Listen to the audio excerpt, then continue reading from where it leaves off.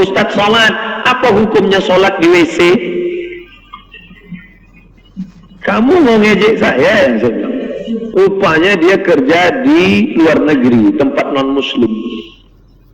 Jadi tidak disediakan tempat sholat, tapi dia sebagai seorang mukmin beriman, maka di dalam WC itulah dia bentang sajadah, sholat dia di situ.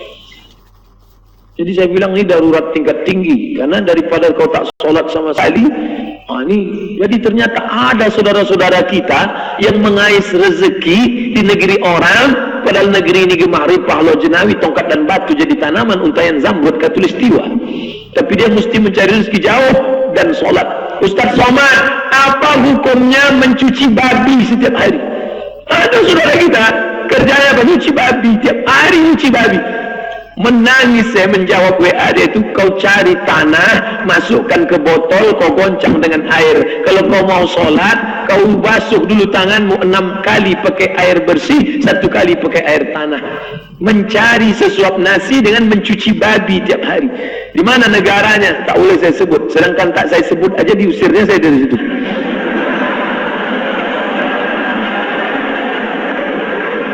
Ada. Berapa saudara kita yang di sana?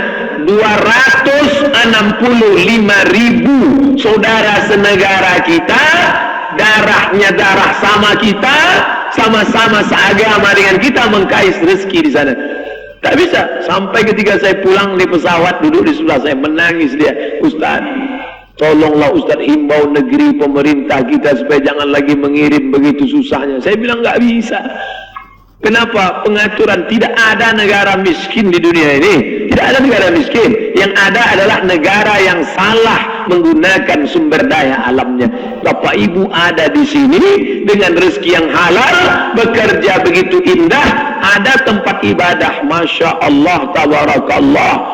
Tempat ibadah, mikrofonnya, AC-nya, pengurusnya, maka tinggal datang beribadah. Kalau saudara-saudara kita tadi masuk neraka, masih ada alasan dia. Kenapa kau tak sholat? Tak ada tempat kami sholat. Kenapa kau tak sholat? Aku mencuci babi tiap hari. Tapi pegawai PLN tak ada alasan. Ditanya Allah, kenapa kau tak sholat? Kerja di mana? Di PLN. Masuk, kata Allah.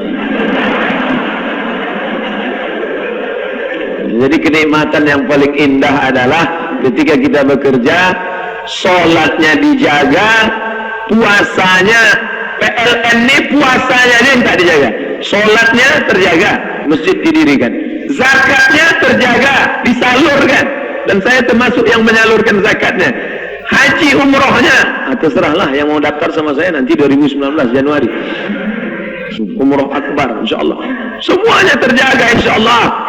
Belanjanya terjaga, kitamat ekonominya. Maka kalau ada orang PLN tak masuk surga, kasihan. Insyaallah. Wasiqal ladzina taqaw ilal jannati zumara. Ketika orang bertakwa itu digiring masuk surga. Masuk surga itu nanti berkelompok-kelompok. Satu kelompok geng PLN masuk surga. Diucapkan salam sama malaikat, itulah maka diulang 3 kali, salamun qawlam min rabbir rahim. Apa kata malaikat? Salam, selamat datang. Yang pertama kali masuk tentu general manager dulu. Masuk. Dah, habis itu pegawai, teruslah. Habis itu ketua masjid belakangan. Sama pengurus. Pas di antrian paling akhir ada Ustaz Somad. Ditanya sama malaikat, dari PLN ya? Enggak. Kenapa masuk sini? Aku pernah ceramah sini sekali. Masuk kan? Masya Allah. Jadi rupanya yang masuk ke dalam surga itu adalah pegawai-pegawai yang punya dedikasi, dan selama dia bekerja niatnya ibadah. Masuk jam 8 pagi, pulang jam 4 sore, nilai ibadah. Kenapa? Karena niat dari rumah, bismillah, tawakkaltu ala Allah, la haula wa la quwata illa billah, mencari rezeki yang halal. Maka insya Allah keberadaan bapak ibu di sini bernilai ibadah. Hanya saja ada ibadah mahdah, pure, original, murni ibadah. Sholat, baca Quran, zikir, itu ibadah mahdah. Tapi ada ibadah ghairu mahdah yang tidak pure, bercampur dengan aktivitas. Tapi kalau diniatkan karena Allah, dia pun bernilai ibadah. Saya termasuk bangga terhadap PLN. Di mana-mana ceramah saya sampaikan tentang 2 masjid. Kenapa masjid yang lain Ustaz tak sebut? Saya tak ikut. Kita kalau bicara yang kita alami saja, karena ini semua akan ditanya di hadapan Allah. Inna sam'a, telinga, wal basar, mata, wal fuad, itu akan ditanya di hadapan Allah nanti di akhirat. Pernah kau saksikan? Ya, aku ikut mengantar duit mereka ini sampai ke Sokop, sampai ke suku Talang Mama, dan kabarnya pembangunan tahfiz Quran untuk suku terasing itu nanti pun satu bangunan dibangunkan oleh BSM, Bank Syariah Mandiri, dan satu bangunan tidak lengkap, terserah, tapi ada kontribusi dari sahabat-sahabat. Meninggal kita mati tetap mengalir pahalanya selama masih ada mereka tegak bersyahadat, sholat, berzakat, puasa, baca Quran anak-anak itu di sana, dan bekerja sama dengan UIN Suska, namanya program UIN Suska Mengajar, USM. Kita yang membangunnya. Bapak Ibu lihat foto, gambar, video kami, tapi anak-anak sana baca Quran, mengalir pahalanya. Anak-anak suku Talang sedang disekolahkan sekarang di depan, di arah Cepron Rumbai, terus nama pesantrennya Darul Muqawah. Disekolahkan di sana. 6 tahun nanti mereka tamat, mereka akan pulang. Ada bapak-bapak duit banyak, orang kaya, tanah lebar, ngasih duit tak mau.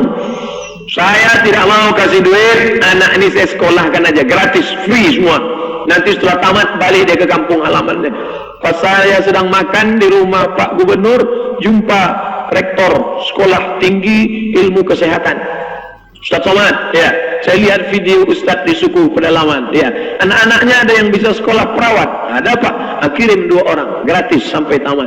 Nanti akan tamat jadi perawat. Dia yang akan mengurus ibu-ibu hamil di sana yang melahirkan. Banyak ibu hamil meninggal tak tertolong karena susah melahirkan, karena masih pakai dukun beranak, pakai jin hantu jemalang tanah. Tapi sekarang dengan teknologi canggih, melahirkan begitu mudah. Kebetulan saya baru pulang dari Jakarta, satu lift dengan ibu-ibu bidan, pertemuan di lift. Ibu, acara apa nih? Kami bidan-bidan se-Indonesia. Apa acaranya? Bagaimana mudah melahirkan? Oh, sekarang mudah, Bu. Iya, Pak Ustadz. Bahkan ada program terbaru namanya touchscreen. Lahir langsung. Itu yang ngomong bidan. Nah, gitu, lahir. Itulah mudah. Nah, mereka ini akan memberikan kemudahan insya Allah. Ustadz Somad, apa hukumnya sholat di